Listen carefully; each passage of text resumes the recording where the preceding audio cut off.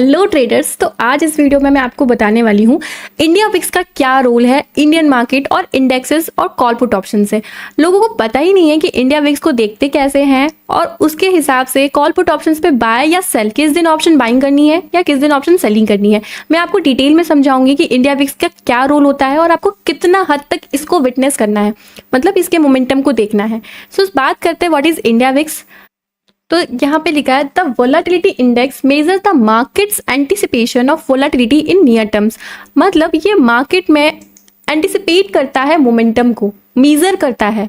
During moment of market volatility the market typically move sharply up और down the VIX tends to climb. ये बोल रहे हैं जैसे ही विक्स चढ़ता है या घटता है उसके अकॉर्डिंग जो हमारे इंडेक्स है जैसे Nifty 50, bank Nifty, Sensex, mid cap, उसमें अप या डाउन साइड का मूव आता है। ये जो विक्स है ना, ये मेजरमेंट के हिसाब से काम की जाती है। चलो अब आते हैं इंडिया विक्स के चार्ट पे। तो आप पहले तो दो रूल सबसे पहले लिखो इंडिया विक्स का।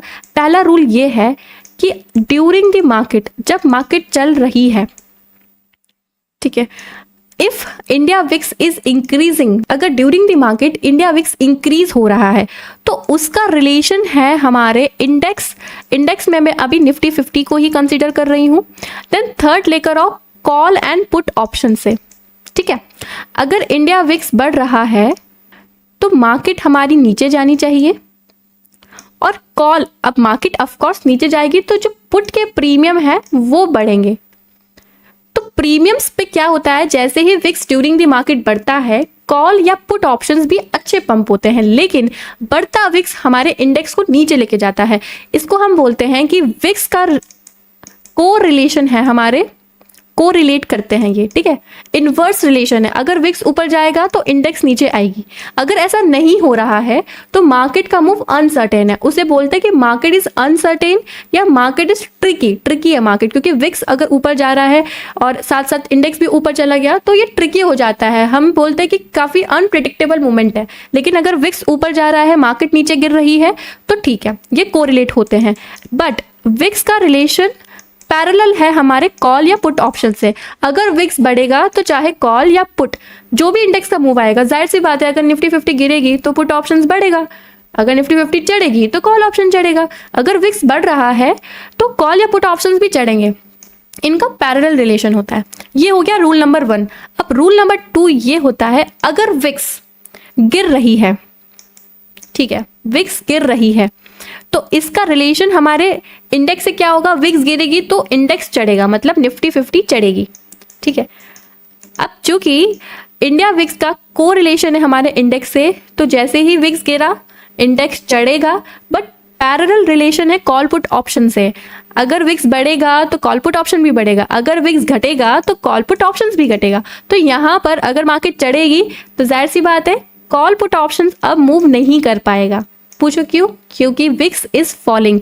यही यहाँ पे खेल हो जाता है। कई बार आप देखते हो ना, निफ्टी 50 चढ़ रही है, निफ्टी 50 अपसाइड का मोमेंटम दे रही है, पर कॉल ऑप्शंस में मूव नहीं है। आज तारीख है 23 जून। आज भी सुबह हमने कुछ ऐसा ही मूव देखा था सुबह फर्स्ट हाफ में कि कॉल के प्रीमियम ज्यादा परफॉर्म नहीं कर पाए, बट जैसे ही विक्स ने थोड़ा बहुत साथ दिया, पंप करना शुरू किया, कॉल ऑप्शंस भी पंप कर गए। तो विक्स को ऐसे ही कंसीडर किया जाता है। अब आपको बता दूं कि ऑप्शन बाइंग किस दिन करनी है, ऑप्शन सेलिंग किस दिन करनी है। आप किसी भी ब्रोकर में जाओ, जाके सर्च करो इंडिया विक्स। चलो ये चार्ट अपना ओपन हो गया। अब आप यहाँ पे जाके 15 में टाइम फ्रेम पे देख लो अभी विक्स की क्या मोमेंटम है। सुबह सुबह चढ़ा था विक्स तो प्रीमियम चले गया, अभी विक्स नीचे आ रहा है। मतलब अगर आप अभी ऑप्शन सेलिंग करते हो, ठीक है, क्योंकि विक्स गिर रहा है, गिरता विक्स प्रीमियम को भी मेल्ट करवा देगा, गिरा देगा, ये प्रीमियम को चढ़ने नहीं देगा। तो आप ऑप्शन सेलिंग कर सकते हो। जैसे ही आप देखते हो कि विक्स ऊपर चढ़ रहा है तब आप ऑप्शन बाइंग कर सकते हो। बहुत सिंपल है। एक फ्रेज भी बोला जाता है कि if VIX is falling then you can do option selling with double your quantity. मतलब अगर विक्स गिर रहा है तो आप डबल क्वांटिटी से ऑप्शन सेलिंग कर सकते हो।